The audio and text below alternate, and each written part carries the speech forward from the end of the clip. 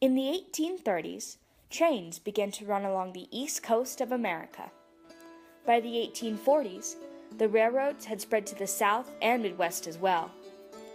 The idea of building this revolutionary way of travel all across the country was gaining momentum, and fast.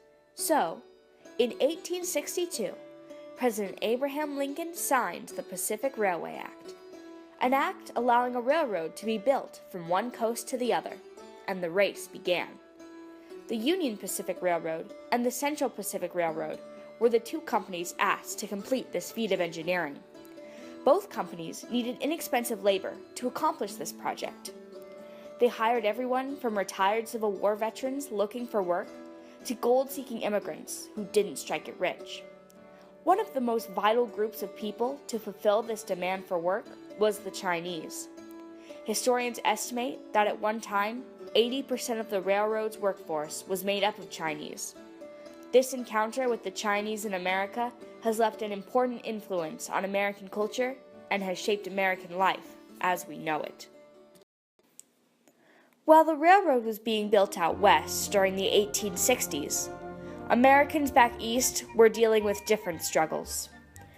The U.S. had been having disputes over slavery for decades, and finally, the land of liberty itself was on the brink of its first Civil War, which would eventually give slaves freedom.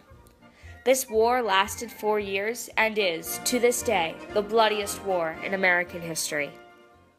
Things weren't looking any better from the Chinese perspective.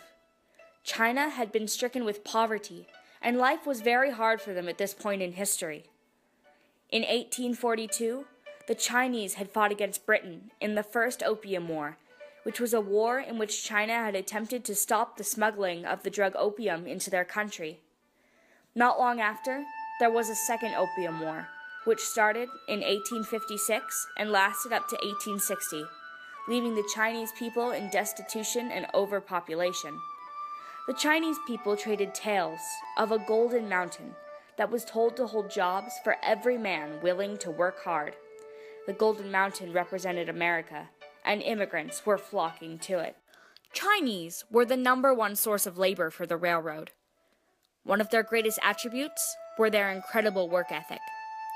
Charles Crocker, one of the 4 big sponsors of the railroad, once said, "Wherever we put them, we found them good, and they worked themselves into our favor to such an extent that if we found we were in a hurry for a job of good work, it was better to put Chinese on at once."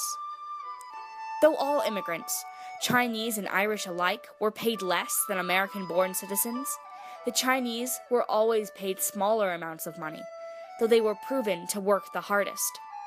Some reasons for this were that the Irish had helped the U.S. during the War of 1812 against Great Britain, and the Irish were more accepting of Americanization than the Chinese, who were hesitant to accept new customs.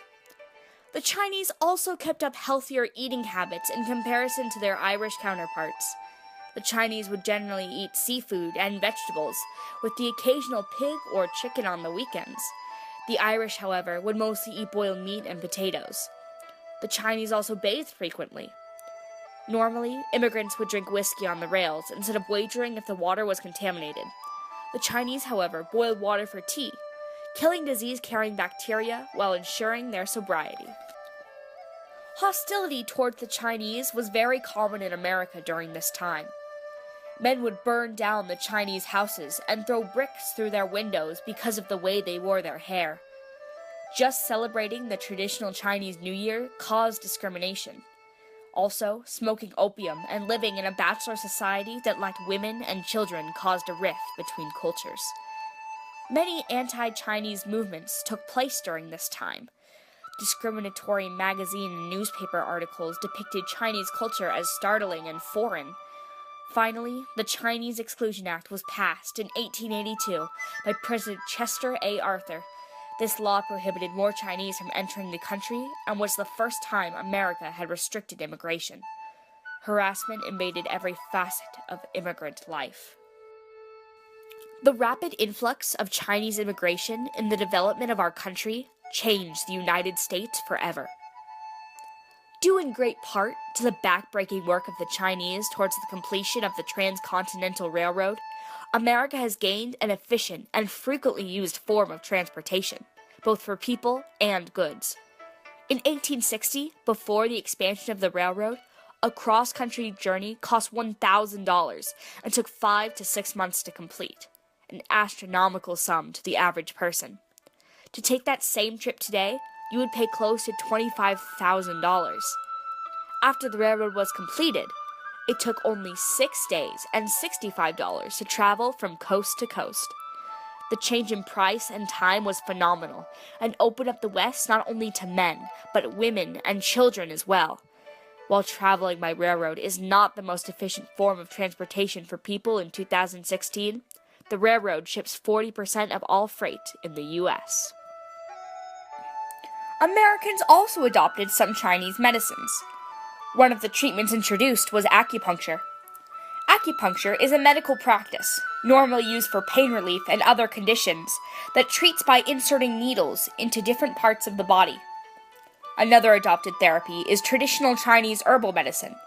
Involving the prescription of certain natural plants and minerals, this type of treatment can help with the liver, stress, dietary issues, and skin. Other types of traditional Chinese medicine are Chinese massage and dietary therapy.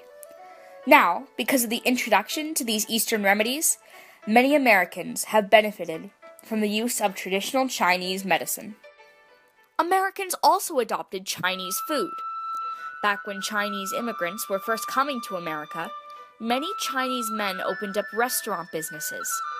These were the standard for any good restaurant to follow. The restaurants were always kept clean, and the food was both delicious and cheap, so hungry workers could get right from the mines or rails and have a delicious meal on a low budget.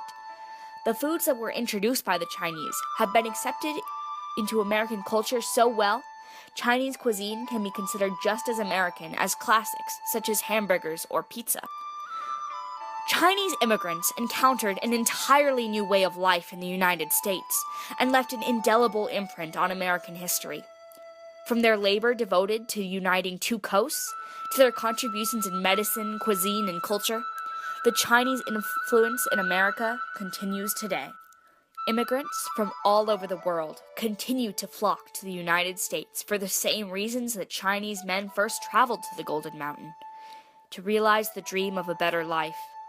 However, the same prejudice and racism that plagued the Chinese continues to this day. From the Japanese internment camps of the 1940s, to the battle over our border with Mexico, to the Syrian refugees desperate for shelter, immigrants have always faced challenges when leaving their homeland to start a new life.